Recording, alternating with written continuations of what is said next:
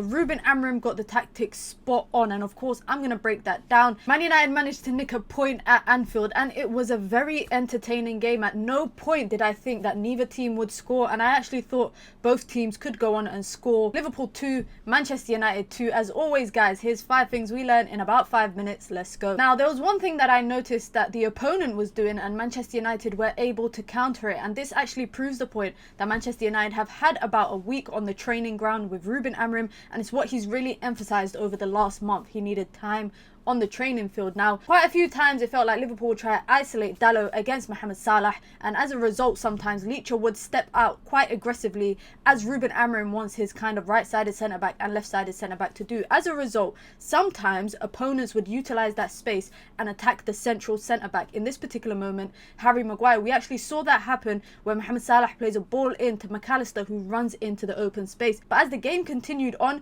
you would see the central midfielders drop in. I saw Kobbie Mainoo do it a few times, I saw Ugarte do it as well. These are the little details that I noticed, that of course Manchester United maybe looked a lot better against Liverpool in comparison to the fixture against Newcastle on Monday night. Number 2, now I felt like Arne Slot set up Liverpool in order to capitalise on the midfield and kind of outnumber the midfield. If you see in this screenshot here, you can see there's barely any Manchester United players in the middle of the pitch. You see Manuel Ugarte, Kobbie Mainoo playing in midfield, and they are a lot closer to the backline than they are to the 10s. And as a result, Bruno Fernandes is going out wide, and Man United actually are playing through the wide channels a lot more. But this actually works in their favour, because that leads me to my 3rd point. The reason why it worked in their favour is because Manchester United were clearly targeting Trent Alexander-Arnold, and it worked because both goals actually came from that side. Defensively, everyone knows Trent Alexander-Arnold has some deficiencies, and that's no secret. And Manchester United today were able to capitalise on that by playing balls in behind, isolating him, and allowing people to make runs in behind, and Trent Alexander-Arnold fell asleep. And that also comes from the midfield. I feel like because Liverpool were outnumbering Man United in the midfield, Bruno Fernandes was dropping deeper, he was going a lot more wider,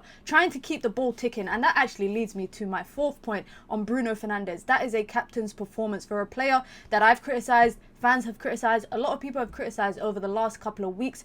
Bruno Fernandes put in an absolute shift for Manchester United today. A lot better in possession. He looked a lot more comfortable as well on the ball. I feel like last week I watched him getting bullied around by Wolves. I watched him getting bullied by other opponents. But this week I feel like we were able to see him take care of the ball and actually try put in a physical duel or a physical battle. Now, historically, we all know Bruno Fernandes is not the strongest of players. But today, because he was so eloquent on the ball and he was so responsible on the ball, he was able to utilise that and be a step ahead of the opponent consistently. And like I said, you give credit where credit is due, because even when he went into the deeper role when Garnacho came on and Kobbie Mainoo came off, he was still able to dictate the game, be able to create chances, get Manchester United going forward, and that was the most important thing. And last but definitely not least, I have to speak about Matthijs de Ligt. Now, I'm not a fan of him as a right-sided centre-back personally. I don't think that is his strong suit. I feel like teams can cause problems when he's playing as a right-sided centre-back. And today you see Cody Gakpo leaves him on the floor completely. I mean, in that position, I thought it would be better to stay up, because Cody Gakpo will probably not take the shot with his left foot.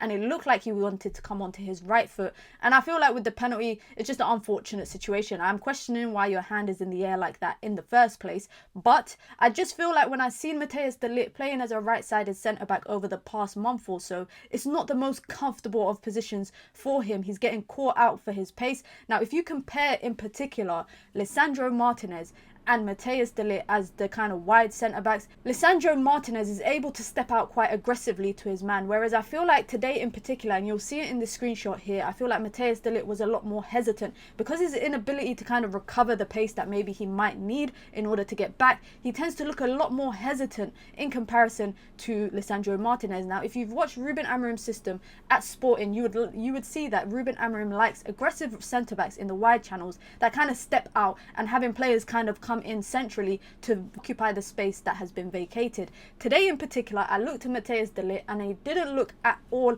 that comfortable, in particular when Liverpool were attacking on his side. Now, like I said, a point at Anfield is absolutely massive. Manchester United have not won there in a long time. Manchester United took a point against them last year at Anfield, but this was a much more entertaining game. You can see absolutely the passages of play, the tactical tweaks I feel like Ruben Amorim made throughout the game. You can see in particular how Manchester United were targeting the left channels against Trent Alexander-Arnold. I feel like Rasmus Højlund's overall play, it wasn't amazing, but his hold-up play in particular was better in comparison to previous games, especially given the fact that he was up against Konate and Virgil van Dijk. Amad Diallo slowly grew into the game and of course got the equalising goal, another goal against Liverpool for Amad. And like I said, for me, there was so many performances that I felt like I was very pleased with, if I'm not going to lie. Bruno Fernandes was a standout player. He absolutely balled out. But one player for me that was absolutely lethal in the middle and ate up every blade of grass, destroying or trying to destroy every moment of attacking